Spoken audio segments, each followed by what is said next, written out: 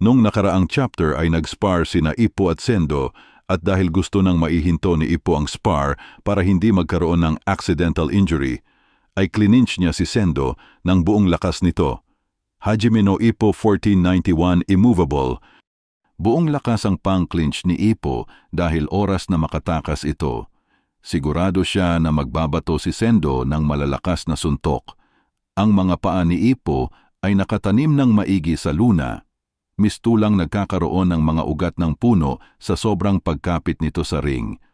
Habang tumatagal ay palalim ng palalim ang mga ugat nito. Napansin din ito ni Sendo, parang mga ugat ng puno ang pundasyon nito. Walang magawa si Sendo at ang nasa isip niya ay mistulang ginawang sumo match ni Ippo ang spar nila. Napaisip na lang si Sendo kahit mas maliit sa kanya si Ippo ay paano niya ito nagagawa. Pero sige, papalagan kita sa sumo match na yan. Pero kahit buong lakas na rin ang ginagamit ni Sendo ay hindi niya maangat. Gaya ng nakaraang chapter, pakiramdam niya naging isang malaking boulder ang katawan ni Ippo. Ang hirap igalaw, saan ba gawa ang katawan mo? Ang pundasyon niya ay kagaya nung active pa siya, hindi. Malamang mas malakas ito kesa noon. At napangiti ng kaunti si Sendo sa nalaman nito. Nakamasid pa rin si Miyata sa spar, may hawak na timer at hindi nagsasalita. Habang nagsusumo ang dalawa sa ring, tinanong ni Ippo kung tapos na ba ang 3 minuto. Dahil hirap na rin itong pigilan ang galaw ni Sendo. At di rin namalayan ni Miyata ang oras, tiningnan niya rin ang timer kung tapos na ba ang 3 minuto. Sa kabilang banda, hindi rin pala nakafocus si Miyata sa oras, malamang dahil ito sa mga interesanteng nangyayari sa spar. Pero nabanggit din ni Miyata na tunog ng tunog ang cellphone ni Sendo. At nung tinanong ni Sendo kung sino ang tumatawag, iniharap na lang ni Miyata ang cellphone. Nung nalaman na ni Sendo kung sino ay dali-dali itong umalis ng gym, kita-kita na lang tayo bukas, papatulugin ko ang alamat. At tumakbo na ngang umalis si Sendo, mukhang nagmamadali. Medyo biglaan yon, wika ni Ippo. Tinignan ni Miyata ang mga braso ni Ippo, pero sinabi niya na ayos naman siya. Hindi naman nakatama ng solid, pero nanginginig ang mga kamay nito. Kung gusto niya talaga akong puruhan, mas malalakas pa doon ang kaya niyang ibato. At kung makatama siya maski isa, malamang magkatotoo nga yung 1 in 100 chance na sinabi mo. Pero may nakita akong maganda, wika ni Miyata. Maganda? Yung naging punching bag ako sa spar ba ang tinutukoy mo? Tanong ni Ippo. Hindi yon, hindi mo ba napansin? Yung ngayon lang, ginagawa niya yung anti-Ricardo strategy niya. At nabigla si Ippo sa sinabi ni Miyata. Nakita mo na sinubukan ni Date at Wally tama? Oo, nakita ko yon ng pareho sa personal. Sinubukan ni Date ang talino at pakiramdam, si Wally naman wildness at instincts para i-press si Ricardo sa lahat ng direksyon. Siyempre nanalo pa rin si Ricardo, pero may mga oras na naging balisa ang mukha ng champion. Pwede mo itong makitaan ng gaps. Ang champion na kasing lakas ni Ricardo, hindi mo mapapalabas ang kanyang totoong sarili habang hindi siya nasusubukan ng todo sa iba't ibang paraan. May tatapyas ng unang layer, tapos yung next challenger, ganun din ang gagawin. Ang magagawa mo lang ay himay-himayin ng isa-isa ang kanyang mga kahinaan. Sa bawat subok, bagong impormasyon ang naipapasa sa susunod na challenger. Ang mga impormasyong ipinasa nila Date at Wally. Gusto ko itong magamit ni Sendo ng maayos. Pero rumibat si Miyata. Pwedeng si Sendo ang huling challenger or hindi, malalaman natin yan bukas. Pero Makunochi, ito ang aking palagay. Ang undefeated ay hindi invincible, ito rin ang mga katagang sinabi ni Sendo noon. Hindi pa siya natatalo, pero hindi mo siya dapat katakutan. At napatigil si Ippo sa pagka-cool ni Miyata. Nag-ala fanboy mode na naman ito. Grabe ang pag-blush ni Ippo habang nakatingin kay Miyata, pero napansin siya nito. Ano yun, Ippo?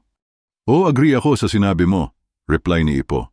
Sa kabilang panel naman ay mayroon tayong nakikitang paa ng tumatakbo. Si Sendo pala ito at tumatakbo siyang papunta ng ospital para alamin ang kalagayan ng lola niya. Ibibigay ko pa sa iyo ang belt. Kaya sana tumagal ka pa ng kaunti. At dumating na nga si Sendo sa kwarto ng lola niya. Nandoon rin ang dating teacher niya nakabantay sa lola niya. Ang lola mo may gusto siyang ipaalam sa'yo. Ano yun, lola? Magsalita ka naman. At pilit nagsasalita ng lola ni Sendo. Hindi na ako magtatagal, malapit na ang aking oras. Huwag ka naman magsalita ng ganyan, reply ni Sendo. Gusto ko sanang makita, wika ng lola nito. Ipapakita ko sa iyo ang belt bukas. Nasa tabi na ito ng unan mo, kaya huwag ka sana magsasalita ng ganyan. Hindi yon ang gusto kong makita.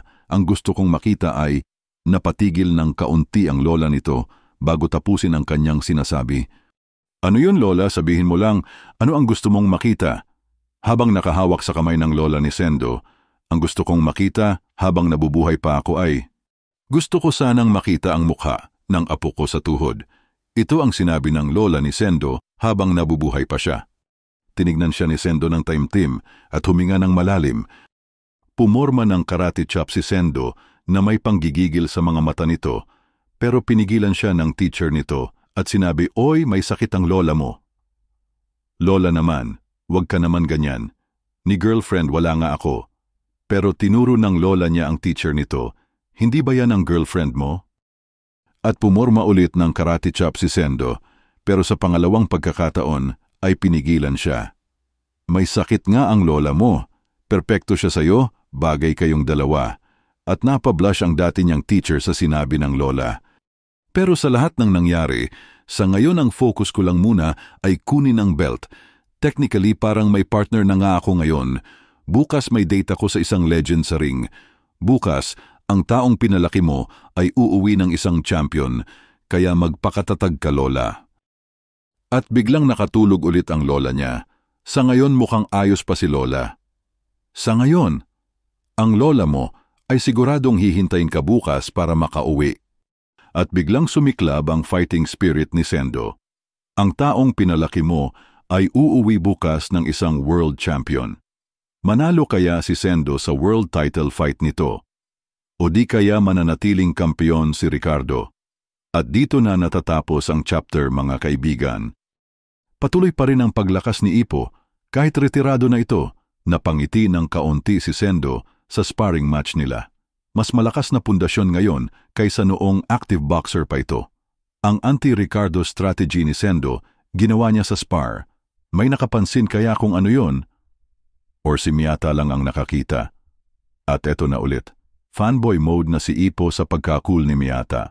Parang onti-onting nalilimutan ni Ipo si Kumi dahil kay Miyata sa mga nakaraang chapter.